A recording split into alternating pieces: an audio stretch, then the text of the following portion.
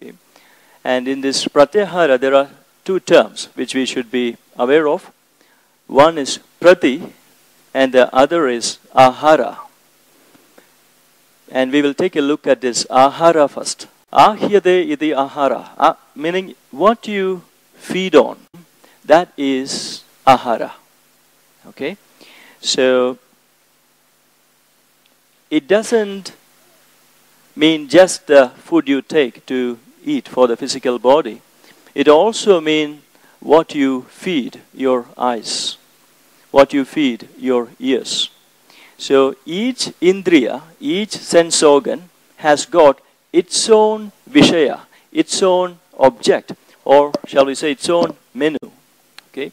So the eye daily it wants to see TV, Facebook, cinema hall, few things, and it likes to feed continuously from these things. Okay, your ears similarly will have its own spread.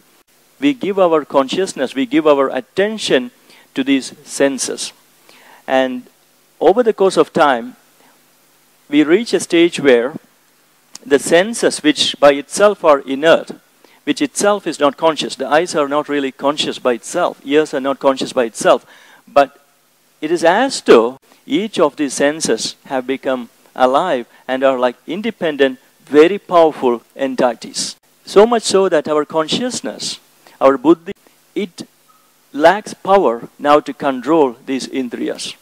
So despite the best intention not to do something today, I won't waste a lot of time in front of TV, or I won't be going into all these pages in the Facebook or something like that. But despite that, we might find ourselves doing just this, because our eyes do not even want to listen to what your buddhi is saying. They are powerful by themselves.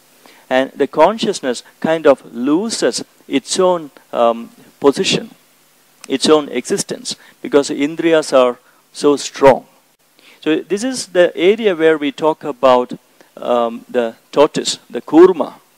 Okay, so the kurma, the tortoise, whenever its existence is in a bit of a threat, it has the power to withdraw everything. And our consciousness itself loses its independent pure state, and it seems like consciousness is just this, a mass of changing images and sounds and desires and all of that. It loses its independent pure position.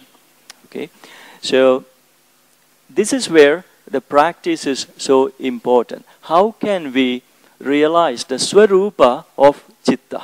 That is where pratyahara, the effort, comes in. And withdrawing from the senses, pratyahara, have to be seen in two contexts. One is in the context of samadhi.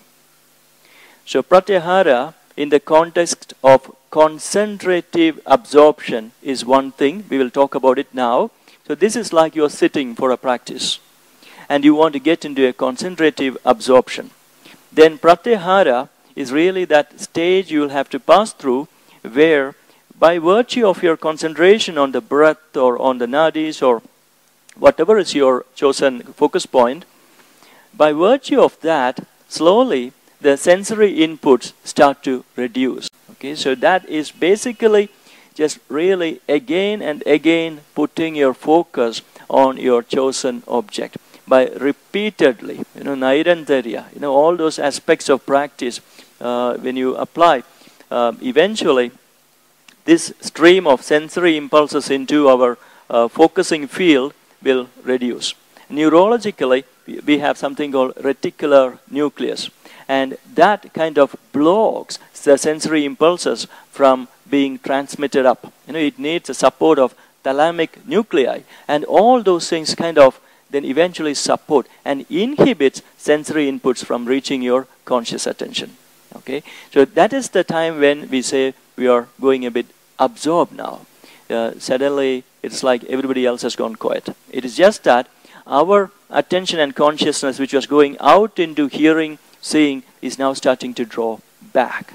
And inputs from there is no more reaching. The sensory inputs are no more reaching our field of attention. So this is pratyahara in the context of concentrative absorption.